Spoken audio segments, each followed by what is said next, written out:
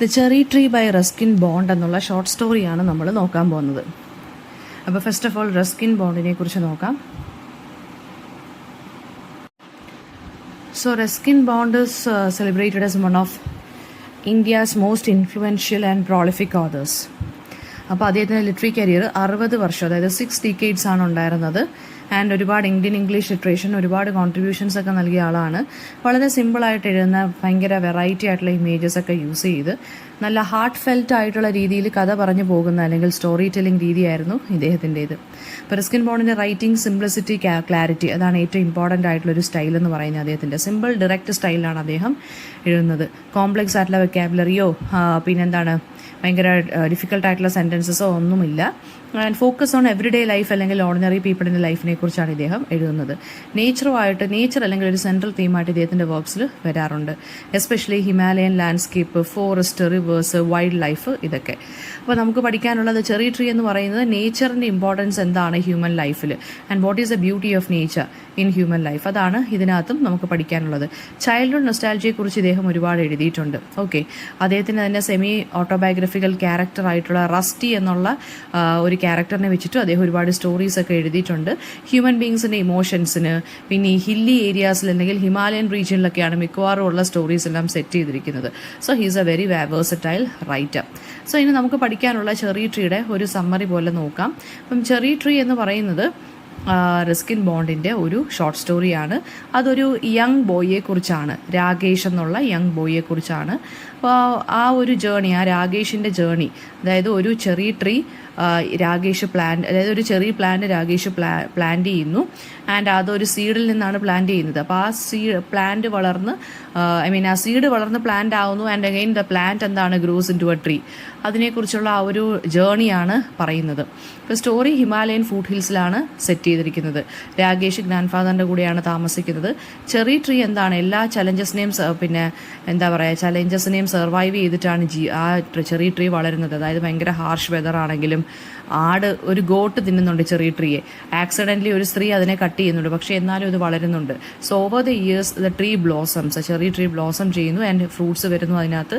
So അതെന്താ കാണിക്കുന്നത്, ആ ഒരു ചെറി ട്രീ എന്തൊക്കെ പ്രശ്നങ്ങൾ ഉണ്ടായിട്ടും അത് സ്ട്രഗിൾ ചെയ്ത് അത് ഓവർകം ചെയ്ത് അത് ഗ്രോ ചെയ്തു. സോ ഗ്രോത്ത് അല്ലെങ്കിൽ ഡിറ്റർമിനേഷൻ്റെ ആ ഒരു കാര്യവും അതുപോലെ തന്നെ രാകേഷും ഗ്രാൻഡ് ഫാദറും തമ്മിലുള്ള ഡീപ്പ് ബോണ്ടിനെ കുറിച്ചുമാണ് ഇത് പറയുന്നത്. സ്റ്റോറി എൻഡ് ചെയ്യുന്നതെന്ന് വെച്ചാൽ രാകേഷ് ഇങ്ങനെ തിങ്ക് ചെയ്തുകൊണ്ടിരിക്കുകയാണ്. അതായത് അബൌട്ട് എ ടൈനി സീഡ്, എങ്ങനെയാണ് how a tiny seed grew into a wonder, അതായത് ഒരു വണ്ടറസ് ആയിട്ടുള്ളൊരു ട്രീ ആയിട്ട് എങ്ങനെ ഒരു ടൈനി സീഡിൽ നിന്ന് അത് വളർന്നു വലുതായി, അതിൽ നിന്ന് കിട്ടുന്ന സന്തോഷം, ആ ഒരു സംതിങ് നമ്മൾ നല്ല രീതിയിൽ ഒരു കാര്യം ക്രിയേറ്റ് ചെയ്തു എന്നുള്ളൊരു സാറ്റിസ്ഫാക്ഷൻ, അതൊക്കെയാണ് ഈ ഒരു സ്റ്റോറി പറയുന്നത്. So he feels that he has created something new, അല്ലെങ്കിൽ he has created something in this earth. അപ്പം അദ്ദേഹത്തിന് ഭയങ്കര ഡിവൈൻ ആയിട്ടുള്ളൊരു ഫീലിംഗ് ആണ് രാകേഷിനത് കിട്ടിയിരിക്കുന്നത്. ഓക്കെ, ദെൻ ഇതാണ് നമ്മുടെ സ്റ്റോറി എന്ന് പറയുന്നത്. അപ്പോൾ തീംസ് എന്താണ് വരുന്നത്, ഗ്രോത്തും ഡിറ്റർമിനേഷനും. ചെറി ട്രീ എന്ന് പറഞ്ഞാൽ എന്താണ് പവർ, അതായത് എന്തൊക്കെ ഹാർഷ് വെതർ ഉണ്ടായിട്ടും അത് അവിടെ സർവൈവ് ചെയ്തു, എന്തൊക്കെ ഒബ്സ്റ്റക്കിൾസ് ഉണ്ടായിട്ടും. പിന്നെ നേച്ചറുമായിട്ടുള്ള കണക്ഷൻ, ഇമ്പോർട്ടൻസ് ഓഫ് നേച്ചറിൻ്റെ കണക്ഷനും, അതുപോലെ തന്നെ നേച്ചറിനെ നമ്മൾ നല്ല രീതിയിൽ നെർച്ചർ ചെയ്താൽ, കെയർ കൊടുത്താൽ അത് നമുക്ക് തിരിച്ചു തരുന്ന സാറ്റിസ്ഫാക്ഷൻ. പിന്നെന്താണ് ജനറേഷൻസ് തമ്മിലുള്ള ബോണ്ടിങ്, അതായത് രാകേഷും ഗ്രാൻഡ് ഫാദറും തമ്മിലുള്ള ബോണ്ടിങ്ങും ഇമോഷണൽ ഡെപ്തും. ചെറി ട്രീ എന്ന് പറഞ്ഞ് സിംബലൈസ് ചെയ്യുന്ന ഗ്രോത്തിനെയാണ്. ആൻഡ് അതിൻ്റെ ഫ്രൂട്ട്സ് സിംബലൈസ് ചെയ്യുന്നത് പേഷ്യൻസ്, ക്ഷമയാണ്. സീഡ്സ് എന്ന് പറയുന്നത് എന്തിനാണ് റെപ്രസെന്റ് ചെയ്യുന്നത്, ബിഗിനിങ്സ് അല്ലെങ്കിൽ ഒരു പൊട്ടൻഷ്യൽ. സീസൺസ് എന്ന് പറയുന്നത് എന്താണ്, ഇവിടെ സിമ്പിൾസ് യൂസ് ചെയ്തിരിക്കുന്നതാണ്. സീസൺസ് എന്ന് പറയുമ്പോൾ പാസേജ് ഓഫ് ടൈമിനെയാണ് കാണിക്കുന്നത്. വളരെ സിമ്പിളായിട്ട് beauty of nature and human emotions ആണ് ഇതിനകത്ത് പറഞ്ഞ് പോയേക്കുന്നത്. ഇപ്പോൾ രാകേഷിൻ്റെ ക്യാരക്ടർ സ്കെച്ച് വെച്ച് നോക്കുകയാണെങ്കിൽ വളരെ ക്യൂരിയസ് ആയിട്ടുള്ള കൈൻഡ് ആയിട്ടുള്ള യങ് ബോയ് ആണ്. ഫിസിക്കലി ആൻഡ് ഇമോഷണലി അയാളുടെ ഗ്രോത്ത് നമുക്ക് ഈ സ്റ്റോറിയിൽ കാണാൻ സാധിക്കുന്നുണ്ട്. He loves nature and he learns valuable life lessons throughout his journey by nurturing the cherry tree. Cherry tree വളർത്തുന്നതിനോടൊപ്പം തന്നെ അവനും ജീവിതത്തിൽ കുറേ പാഠങ്ങൾ പഠിക്കുന്നുണ്ട്. ഗ്രാൻഡ് ഫാദർ വളരെ wise and patient and supportive ആണ്. രാകേഷുമായിട്ട് നല്ല ഡീപ്പ് കണക്ഷൻ ഉണ്ട്. പിന്നെന്താണ് നേച്ചറിനെ അപ്രീഷിയേറ്റ് ചെയ്യുന്നുണ്ട്. ആൻഡ് ക്വസ്റ്റ്യൻ ആൻസേഴ്സിലോട്ട് പോകാം. എന്തുകൊണ്ടാണ് രാകേഷ് ചെറിയ സീഡ് പ്ലാന്റ് ചെയ്തത്, അതായത് ഗ്രാൻഡ് ഫാദർ സജസ്റ്റ് ചെയ്തു ചെറിയ ട്രീ പ്ലാന്റ് ചെയ്യാൻ, that it might bring good luck. അതുകൊണ്ട് എന്താണ് ചെറി ട്രീ പ്ലാന്റ് ചെയ്യണം എന്നാണ് പറഞ്ഞത്. And what challenges did a cherry tree face? Harsh winter face ചെയ്യേണ്ടി വന്നു. ഹിമാലയൻ ഫുഡ് ഹിൽസിലല്ലേ ഇത് ഇവർ താമസിക്കുന്നത്. അപ്പം വിൻ്റർ, അതുപോലെ തന്നെ ഒരു ഗോട്ട് തിന്നു അതിനെ, പിന്നെ ഒരു സ്ത്രീ അതിനെ ആക്സിഡൻ്റലി രണ്ടായിട്ട് കട്ടും ചെയ്തു, എന്നിട്ടും അത് വളർന്നു. ആൻഡ് ചെറി ട്രീ എന്താണ് സിംബലൈസ് ചെയ്യുന്നത് എന്നുള്ളത് ഇമ്പോർട്ടൻറ്റ് ക്വസ്റ്റ്യൻ ആണ്. രാകേഷിൻ്റെ ആറ്റിറ്റ്യൂഡ് എന്താണ് ട്രീയുടെ അടുത്തുള്ള?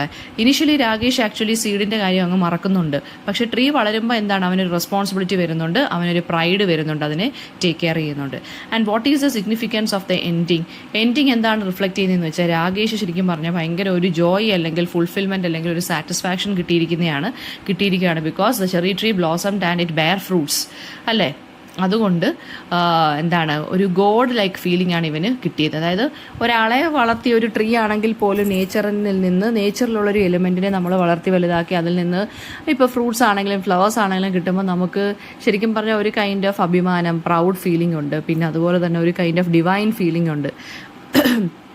അതാണ് ഇതിനകത്ത് കാണാൻ സാധിക്കുന്നത്.